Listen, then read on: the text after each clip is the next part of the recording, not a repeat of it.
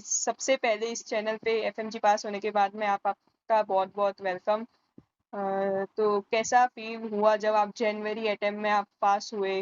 वो क्या फीलिंग थी? आप क्या शेयर करना चाहते हैं? आपकी जर्नी कैसी रही 5 साल की? तो आप कुछ शेयर करना चाहें? 5 साल की जर्नी तो बहुत अच्छी थी। जो भी कज़ाक की मेमोरीज़ थी, सारे फ्रेंड्स थे। जो मेरी रूममेट थी हमेशा से वो मेरे साथ थी दिल्ली में, तो वो एक्सपीरियंस भी बहुत अच्छा था एग्ज़ाम का। और मतलब इमेजिन नहीं कर सकते कि पहले दिन जब ऐसे रिज़ल्ट आया कि पास हो गए, तो वो तो अनबिलीवेबल मोमेंट होता है। सब लोग पहले तो रीचेक करते हैं 2-3 बार कि अपना ही रिज़ल्ट है या नहीं। हाँ। पर हाँ, बहुत अच्छा लगा कि फाइनली जो मेहनत की थी, जो अवर्स लगाए थे पढ़ने में, वो फाइनली ऐसे लगा कि फुलफिल हो रहा है सब, जो 5 साल की मेहनत थी वहाँ, जो भी है। और मम्मी-पापा ने जो भेजा था, तो उनका भी ड्रीम पूरा हो रहा है कि फाइनली अब बेटी डॉक्टर बन गई इंडिया में। तो बहुत अच्छी प्राउड मोमेंट थी वो तो। जो 5 साल का जो पूरा सपना था वो फाइनली तेरा पूरा हुआ। तो मतलब हाँ। कि अब ये जो वीडियो है वो उन लोगों के लिए है जो नेक्स्ट जो जनवरी वाला अटेम्प्ट है वो दे रहे हैं। तो हुँ। मतलब अपना एग्जाम्पल देके मतलब स्कोर था 183। कोई इजी स्कोर नहीं था ये करना। ठीक है। तो हाँ। ये स्कोर करने के लिए जो 6 महीने की जो पूरी मेहनत थी वो स्टार्ट होती है कि अपन कहाँ से शुरू करें, क्योंकि कोर्स इतना बड़ा होता है और पास होना होता है सबको, मेहनत पूरी लगती है। तो मतलब कि हाँ। क्या सोचा था स्टार्टिंग के अंदर कि हाँ मेरे को ऐसे करना है? तो मतलब जर्नी सुन के जो आगे वाले जो अपने जूनियर्स है या फिर जो भी ये वीडियो देख रहा है तो उसको हेल्प मिलनी चाहिए इस वीडियो से। तो मतलब कि क्या शेयर करना चाहोगे कि हाँ स्टार्टिंग में ऐसा सोचोगे तो एंड ये रिजल्ट मिलेगा? तो मतलब क्या शेयर करना चाहती है हाँ, तू? मतलब सोचने में तो पॉज़िटिव ही रहना है, ये तो सबसे फर्स्ट है, कि तुम्हें ये नहीं सोचना है कि मेरे से नहीं होगा तो क्या होगा? वो तो बाद की ही बात है कि नहीं होगा, पहले तो ये सोचना है कि मेरे से होने ही वाला है। मैं ऐसा कुछ नहीं है कि मतलब ज़्यादा बच्चे ये सोचते हैं कि हमसे नीट नहीं हुआ, तो ये भी ऐसे लोग भी ऐसा बोलते रहते हैं। पर वो बात अलग है, जब नीट नहीं हुआ तब तुम 18 साल के थे, 19 साल के थे। अब तुम्हारी एज भी बड़ी है, दिमाग भी बड़ा है, तुम भी मैच्योर हो रहे हो, तो अब तुम्हें पता है कि तुम्हें क्या करना है, क्या नहीं। हम पहले तो अलग बात हो गई है, तो सब पास तो होंगे ही होंगे, ये कन्फर्म है। और अब उसमें 2 कैटेगरी के लोग आएँगे मुझे पता है। जैसे अभी जो 3rd-4th ईयर में हैं, तो उनको मुझे लगता है मैं बोलना चाहूँगी कि पढ़ाई स्टार्ट कर देनी चाहिए। अगर तुम अब 4th ईयर में हो और 2 साल बचे हैं, जिस हिसाब से एग्जाम का तो ये लेवल नहीं कि इंक्रीज हो फर्स्ट रहा है, ईयर से ही। जिस हिसाब से एग्जाम का हाँ, लेवल इंक्रीज हो पर रहा ये है भी तो नहीं। हम्म। हुँ। पर ऐसा भी नहीं कि तुम फर्स्ट ईयर से ही पढ़ने लगो। ये तो मैं एडवाइस बिल्कुल नहीं दूँगी कि तुम 5 साल सिर्फ पढ़ाई करो, एन्जॉय मत करो। तुम दूसरी कंट्री में गए हो, तुम घूमो, मज़े करो, 3 साल तक फुल मज़े करो, पर ये माइंड में रखो कि जैसे ही अब हमारा 4th ईयर आ रहा है, तो हमें पढ़ने बैठ जाना है। 3 साल जो किया सो किया। और जब तक तुमसे हो पाए, एक बार सारे 19 सब्जेक्ट कंप्लीट करके आने की कोशिश करो वहाँ से। एटलीस्ट एक बार तो होने चाहिए, पर वैसे नहीं कि तुमने वीडियो भगा के देख ली एक बार, ऐसा नहीं। भले ही एकदम धीरे-धीरे करो, जैसे मेडिसिन हो गया, कोई बड़ा सब्जेक्ट है, उसमें तुम भले ही 4 महीने लगा दिए तुमने एक सब्जेक्ट करने में, पर आराम से करो, थोड़े एमसीक्यू करो, थोड़ा तो बुक से पढ़ो, जैसे तुम्हारा मन करे 2-3 घंटे या 4 घंटे या 5 घंटे, पर करो कि तुम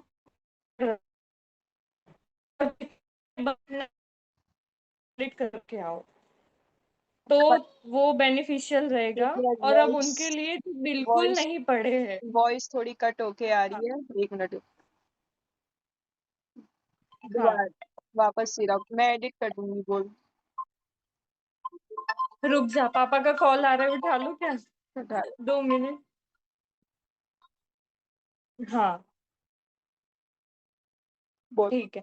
और अब वो बच्चे हैं कि जो अभी रिसेंट यहाँ पे आ गए हैं या 5-10 दिन में आने वाले हैं अपनी डिग्री लेके, तो उसमें भी वो है कि जो थोड़ा-सा वहाँ से पढ़ के आए हैं, तो वो तो तुम्हें फ़ायदा है ही, बस तुम्हें टीचर्स नहीं बदलने हैं। अब तुम वहाँ से आए हो, फिर यहाँ के तुम कुछ और ले रहे हो, जैसे अभी तो बहुत सारे मार्केट्स में है कोचिंग्स, तो वो नहीं करना है। अगर तुम वहां से करके आए हो जो टीचर से, तो वही कंटिन्यू रखो, ये गलती मत करना कि तुमने यहाँ आके टीचर बदल दिया, कोर्स बदल दिया, वो तुम्हें बिल्कुल फायदा नहीं करेगा।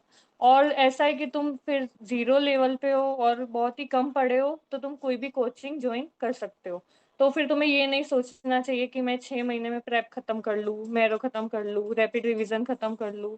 फिर वो तुमसे नहीं हो पाएगा, मोस्ट प्रोबेबली ऐसा चांसेस है कि तुम कंफ्यूज हो जाओ या तुम्हें समझ ना आए, गाइडेंस इतना अच्छा ना मिले। तो मेरा तो ये सजेशन है कि अगर तुम जीरो लेवल पे हो और तुमने कुछ नहीं पढ़ा, तो कोई अच्छा सा ऑफलाइन कोचिंग चॉइस कर लेना चाहिए, और वो मैम और सर जो भी बोल रहे हैं, बस वो फॉलो करना चाहिए। कोई एक्स्ट्रा नोट्स नहीं, कुछ भी नहीं।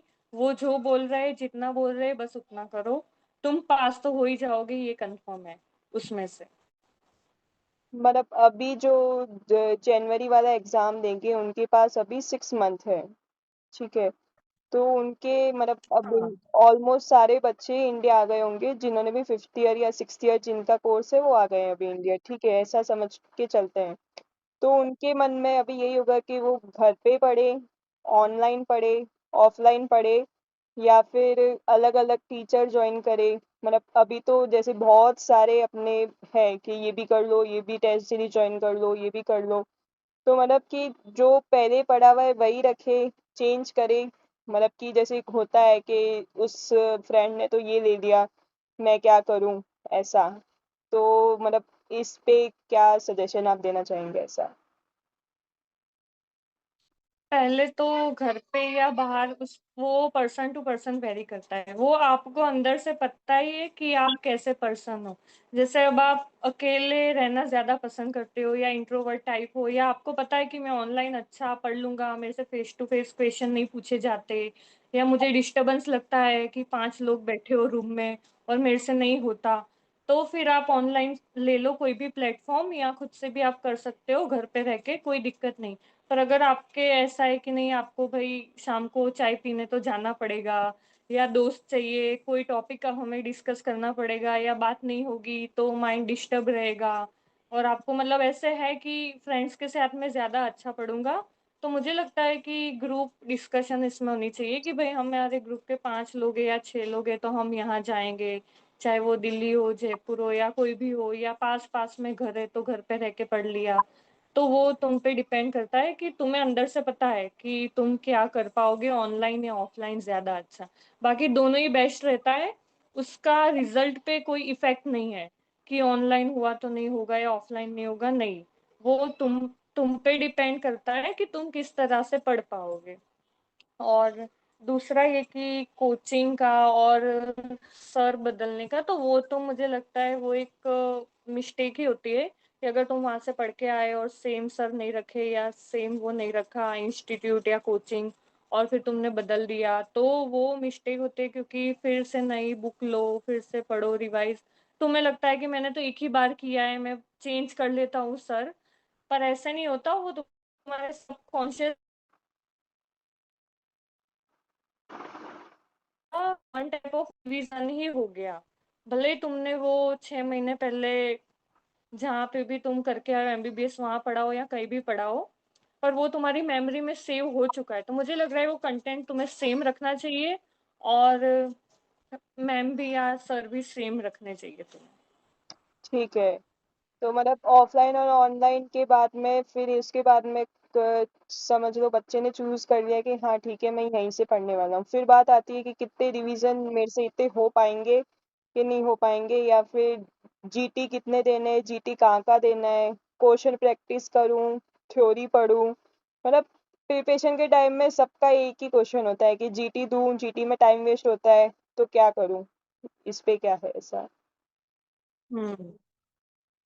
मुझे लगता है कि उस हिसाब से, मतलब कुछ बच्चे ऐसे होते हैं कि जैसे अभी वो डिफिकल्ट होती जा रही है, तो उनको लगता है मैं ज्यादा कंटेंट पढूं, मैं ज्यादा पढूं, मैं मतलब मेन सोर्स से पढ़ता हूँ, मेन बुक से पढ़ता हूँ। तो ये कभी नहीं करना है आपको। आपको रैपिड रिवीजन बुक्स ही यूज करनी है, क्योंकि जो कोचिंग है वो भी आपको रैपिड रिवीजन ही करवा रहे हैं, वो आपको मेन रिसोर्स से नहीं पढ़ा रहे हैं, क्योंकि इतना आपके पास टाइम भी नहीं है। 6 महीने में आप कभी भी वो कंप्लीट करके रिवाइज नहीं कर पाओगे। तो पहली बात तो बुक्स रैपिड रिवीजन रखो, और उसके बाद जीटीस तो मुझे लगता है कि महीने में एक आध जीटी दे देना चाहिए। वो टाइम वेस्ट नहीं होता, वो आपको पता चलता है हर महीने आपकी इम्प्रूवमेंट। जैसे पहले आपके 120 आ रहे हैं तो कोई बात नहीं, अभी 2 सब्जेक्ट पढ़ के 3 सब्जेक्ट पढ़ के इतने ही आते हैं। तो और ऐसा है कि तुमने कुछ भी नहीं पढ़ा है तो 6 महीने के अंदर 2 महीने के बाद भी जीटी स्टार्ट कर सकते हो आप। पर जीटी देना बहुत ही बेनिफिशियल होता है, क्योंकि आपको एक तो आपका माइंड सेट होता है कि हाँ भाई 300 क्वेश्चन 300 मिनट एग्जाम ओरिएंटेड आपका माइंड धीरे धीरे होने लगता है, कि आपकी वो कैपेसिटी आने लगती है कि हाँ अब मैं एक जगह बैठ के 300 क्वेश्चन के आंसर मार सकता हूँ। कभी कभी ऐसा होता है कि बच्चे इंटेलिजेंट है पर जीटीस नहीं दिया, कुछ नहीं दिया, तो उनका माइंड उस हिसाब से रेडी ही नहीं है कि वो 150 क्वेश्चन दे दिए, पहला वो पेपर अच्छा नहीं गया तो दूसरे पेपर में डिमोटिवेटेड हो गए, घबरा गए, और उसकी वजह से भी रिजल्ट उनका नीचे चला जाता है। तो मुझे लगता है बहुत को पहले की आदत लगती है ज्यादा बैठने की। दूसरा कि आपको पता चलने लगता है कि पेपर 1 के जो सब्जेक्ट है मेरे वो अच्छे हैं या पेपर 2 अच्छा है, मेरे ज्यादा मार्क्स कौन से पेपर में आ रहे हैं, मेरे टोटल मार्क कैसे आ रहे हैं, मेरे कौन सा सब्जेक्ट वीक है, पढ़ने के बाद भी कहाँ कमी रह जा रही है, वो सब आपको जीटी ही बता सकता है।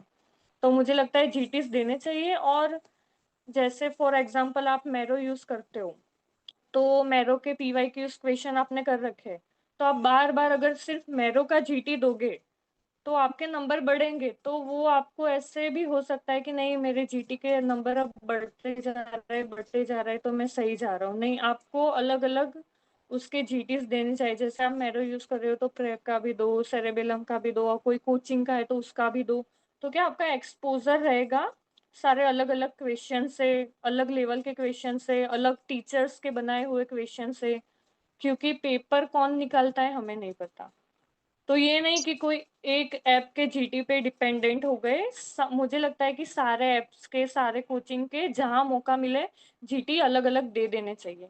और लास्ट मंथ में लगभग मुझे लगता है कि 2 या 3 जीटी आपको एग्जाम के 1 मंथ पहले देने चाहिए, तो वो ज्यादा सही रहता है। सही है, उससे माइंड साइट हो जाता है कि हाँ 5 घंटे अपने को एग्जाम ऐसे देना है, तो वो सही रहेगा ऐसा। हाँ। ठीक है। हाँ। बाकी एक क्वेश्चन और रहता है जो भी प्रिपेयर करता है कि क्वेश्चंस कहाँ से, मतलब जो क्वेश्चन लगाते हैं जैसे थ्योरी पढ़ ली, जो मॉड्यूल मेन मॉड्यूल लगाएं, खाली पीवाईक्यू लगाएं, कि क्या करें, कि खाली कस्टम लगाते रहे, और मतलब कि डेली कितने क्वेश्चन, मतलब कुछ बच्चे ऐसे क्वेश्चन क्वेश्चन क्वेश्चन क्वेश्चन करते रहते हैं, उनकी थ्योरी सही नहीं होती है। कुछ ऐसे होते हैं कि क्वेश्चन कभी किसी ने किए ही नहीं फिर भी वो पास हो जाते हैं। तो मतलब कि सही क्या रहता है, मतलब आप क्या अकॉर्डिंग क्या सजेस्ट करना चाहेंगे जो भी ये वीडियो देख रहा है। मुझे लगता है कि बुक ज्यादा सही रहती है, मतलब क्वेश्चन इंपॉर्टेंट है, पर जैसे तुमने बुक सही से नहीं पढ़ी, तुमने रिवाइज नहीं किया और तुम क्वेश्चन लगाने बैठ गए, गलत हो रहे, अब तुम वो क्वेश्चन रट रहे हो कि ठीक है ये क्वेश्चन है तो ये आंसर, अब अपनी एग्जाम रट्टा नहीं रही है, अपने एग्जाम पीजी लेवल की आने लगी है। तो अगर तुम्हारे कॉन्सेप्ट क्लियर नहीं है, तुम कितना भी रट लो, तुम नहीं पास कर पाओगे ये एग्जाम। तो मुझे लगता है कि बुक्स रीडिंग पे ज्यादा फोकस करना चाहिए, बुक ज्यादा पढ़नी चाहिए, भले ही क्वेश्चन ज्यादा रखना चाहिए। और अगर एग्जाम फिर नजदीक आ रही है, जैसे अब एग्जाम के 6 महीने हैं, पर अब 3 ही बच्चे 2 बच्चे हैं, तो तुम दिन के 50 क्वेश्चन कर लो, 60 क्वेश्चन कर लो, इनफ है, मोर देन इनफ है, क्योंकि तुम बीच बीच में जीटी दे ही रहे हो। तो वो 300 क्वेश्चन तुम कर ही रहे हो, तो तुम्हें डेली 100 100 क्वेश्चन करने की जरूरत नहीं है। वो तुम्हारा टाइम वेस्ट कर रहा है, इससे अच्छा है कि वो तुम 1 1.5 घंटा अगर बुक रीडिंग में दे रहे हो। और मुझे लग रहा है कि दूसरा प्रॉब्लम बच्चों का ये होता है कि वो ऐसा सोचते हैं कि जो नहीं आ रहा वो पढ़ता हो, ये तो आता ही है। तो मुझे ऐसे लगता है कि जो लास्ट के मंथ होते हैं उसमें जो तुम्हें आता है ना वो तुम्हें ज्यादा रिवाइज करना चाहिए, कि तुम भूल ना जाओ। जैसे अभी किसी का ये है कि मेरा गायनी ज्यादा अच्छा है, तो तुम्हें गायनिक को पकड़ के रखना है। अगर 4 में से तुम्हारे 2, मतलब 4 सब्जेक्ट है बड़े, सबको पता है, उसमें से तुम्हें 2 सब्जेक्ट अपने ऐसे रखने हैं कि ये तो कहीं से भी कितना भी मुश्किल क्वेश्चन निकाले मैं इसको सही आंसर ही मारूंगा।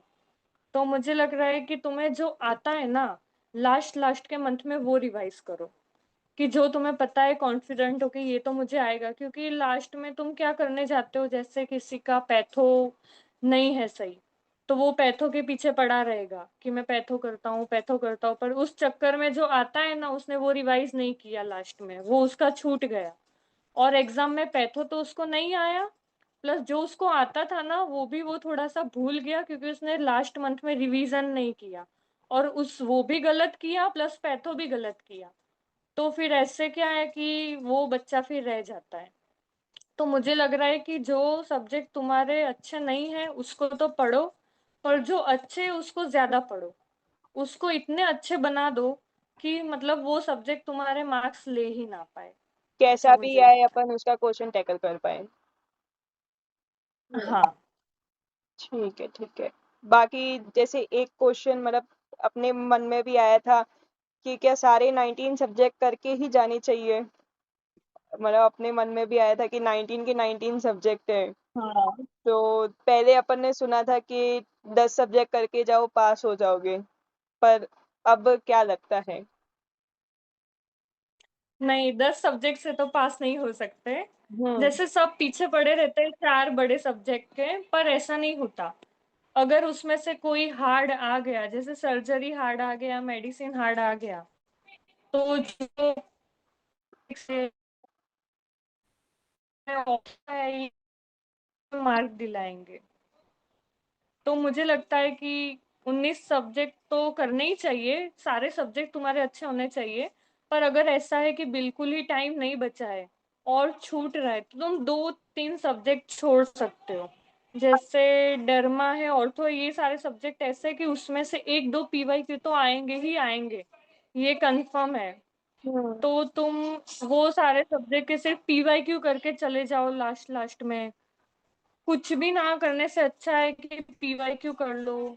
रिवीजन नहीं कर पाओगे ये पता है, तो फिर बुक को हाथ मत लगाओ, छोड़ दो, पीवाईक्यूज कर लो। पर ऐसा 2-3 सब्जेक्ट में, ये नहीं कि 5 सब्जेक्ट किए बिना चले गए, तो अब वो लेवल नहीं रहा एग्जाम का कि वो पास होगी। 15 से 16 सब्जेक्ट तुम्हारे अच्छे होने ही होने चाहिए, तो एग्जाम निकलेगी। ठीक है, thank you doctor Shruti Parmar, मेरे यूट्यूब चैनल पे आने के लिए। आपको best of luck NEET PG के लिए। जल्दी से जल्दी उसके लिए भी इंटरव्यू दे आप। और बाकी तो आप अगर कुछ और कहना चाहते हैं तो कह सकते हैं। नहीं, दोनों दोनों साथ में पीजी क्लियर करके एक दूसरे का इंटरव्यू ले बिल्कुल, ये कहना बिल्कुल। चाहूंगी। बिल्कुल, ज़रूर। चलो, thank you. Okay. Bye, bye.